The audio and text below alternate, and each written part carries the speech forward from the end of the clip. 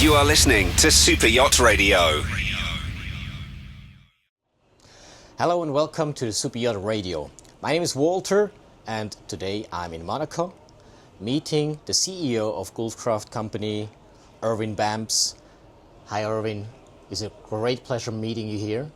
And I have some questions to you regarding the Gulfcraft Company and the process of the company as such in the market, and of course about you and the boats as well.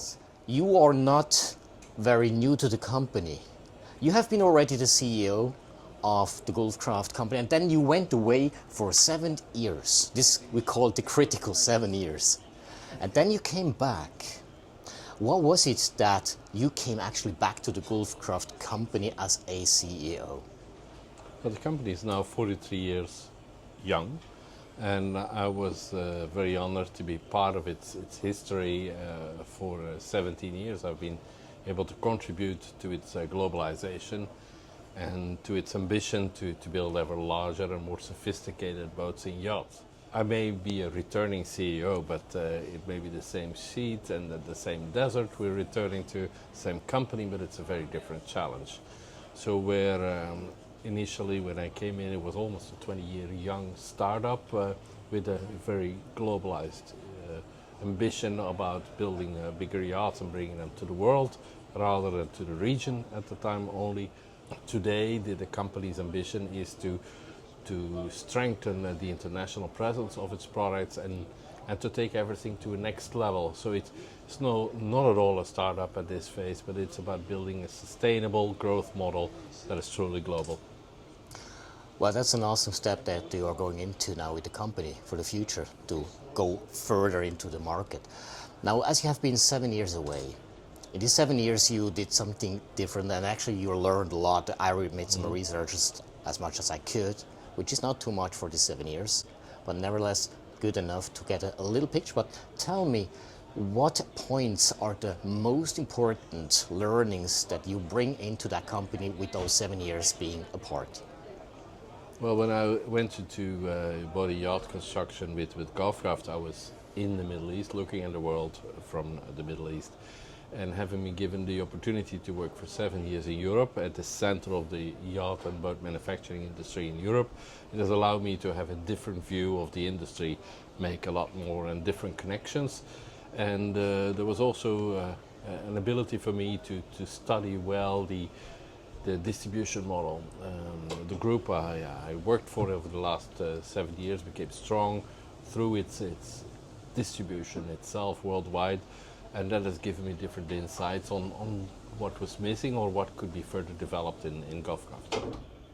So there's a lot of value that comes in now from outside, which haven't been here in before. So definitely that's going to be a big game changer, I guess. Now, based on the technical part in this process, I have seen the Majesty 100 Terrace, which, by the way, is an awesome yacht. It's a boat that's just blown me away when I saw also the terrace and the made-up and the quality. Now, to go further into the future about the environment protection and also the technical part to improve not only sustainability but also the ability to use a system better in boat, and also to go further into the future with maybe even AI technology. What do you see as a CEO is important to focus on the next 3 years? Yeah, you mentioned a lot of different topics there. The Majesty 100 Terrace, which we introduced to the European market just a few weeks ago at the Cannes Yachting Festival, and which is continuing its tour here in Monaco, is a completely new generation of product that we're bringing to the market. Not only because of its terrace, which is part of its model naming today, offering privacy on board that is hard to find normally on 100-footers.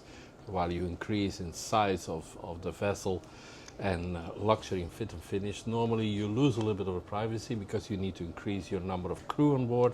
We have the ability to go to 5 or 6 crew on this vessel, but introducing that terrace concept has brought a lot of the privacy for the owner and his wife back to the yacht.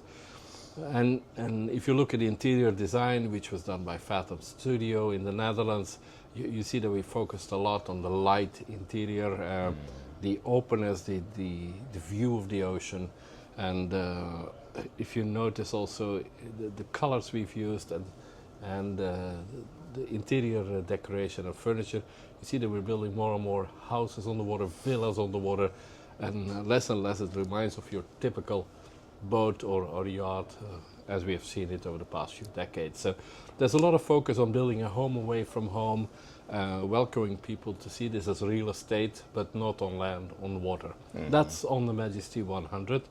In terms of sustainability, what we're doing is smart engineering, more than just trying merely to focus on propulsion technology. It's about reducing the impact on the world, on our environment. That means it's an effort that goes in many different directions, looking at the use of the right materials, recyclable materials. It is about systems that recover your energy or use your energy more efficiently, like the heat recovery system we have introduced on the larger yachts today, where we're using excess heat development and dissipation to actually preheat water or allow for us to recover that and not have to consume additional electricity to feed the warm water systems, for instance. So it's about precision engineering and smart engineering that helps us reduce the energy consumption of water, and that is one of our main efforts that we are applying next to all the other activities we have going on. Well, there's a lot that actually is on the road. And so it's not just one engineer or two engineers focusing on it. It's a culture change, from concept to production to the follow-up and then the operation of a yacht. You mentioned AI as well. Yes. And AI is something which we lean heavily into. AI is already there. It's on your phone. It's on your Google search. It is in your ChatGPT. So today AI is all around us, and what we're trying to do is make sure that we have dedicated projects on this now, where we are looking for the optimized use of AI to help us speed up tasks and basically try to reduce clutter and be able to focus on the task at hand. And so we probably are needing an entire toolbox of AI tools that are dedicated AI tools for each of the different disciplines that it takes to put a yacht like this together. Well, I think the youngster will love that also, and include most probably some gaming as well in the yachting in the future, as I hear some places. But let's go into a very important topic that I realized in the entire market, which is communication as a CEO within a company. First of all, how important do you see a great communication as a CEO to the employees, to whoever you are in contact in the company for a success? Well, communication is everything, especially in my role. Not only I'm a storyteller and a relayer of the vision and mission of the company towards the outside world, but even so to the inside, and sometimes even more importantly to the internal staff. And I believe in a management by walking around, and a management by leading the people and not by being the one behind the people with a stick. It is important to be a flag bearer for the vision and mission of the company, and to ensure that people are aligned and thinking in the same direction, working in the same direction.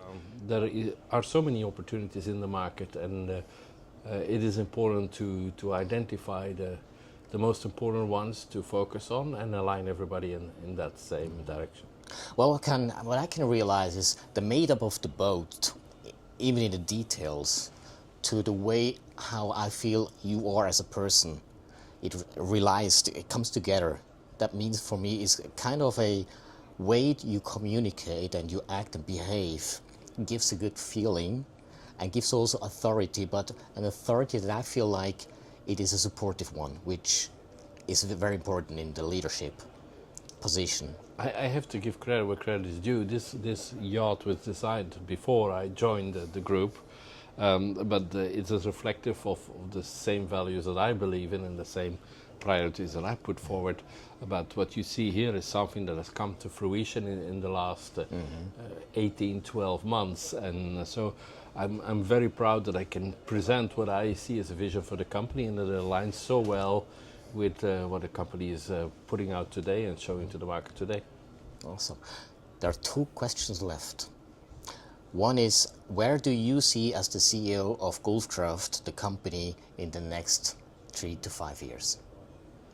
Well, when we started initially, we were almost a story against all odds, building yachts and boats in the desert and selling them to the European market, shoulder to shoulder with the established players in Europe and in the US. Today we are no longer a curiosity, we're no longer an odd story. We have matured over time to become a key player in the yachting industry. What we would like to continue to do in the next 5 years to come is give more visibility to the success story of Gulfcraft, and not only for the super yachts we're setting up, but also for the other ranges of products that we represent, cruisers, power catamarans, and smaller yachts. So there is yet a lot to be discovered for people, a lot of stories for us to tell and products to show, and we want to make sure we're no longer the best kept secret in years to come. I believe that will become a success. And now the last question for the younger generation. As a CEO, if you would have one advice for a young entrepreneur who is aiming to step into a CEO role, what would be that advice? In a CEO role? Oh, okay. I think you need to set a vision and mission for yourself, as in what values you want to carry out. I spoke about that earlier already. It is important to live the job that you're in, as long as your values are aligned with the shareholders, stakeholders of the company. You can make miracles happen. That's the most important thing. I've never worked a day in my life. I have always lived the work that I do. Awesome. And the only way to be able to approach your daily business like that is if you're trying to change the world with every product, every service you provide on a daily basis. Awesome.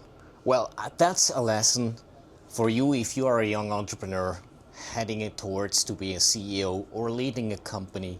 Take that advice as well. Don't work, live it, love it, and then you are on the right spot to have success and also fun.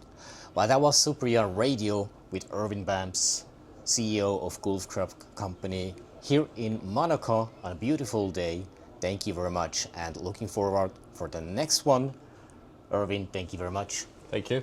And hopefully see you next time somewhere else as well. We'll see each other. Making you feel good all day long. This is Super Yacht Radio.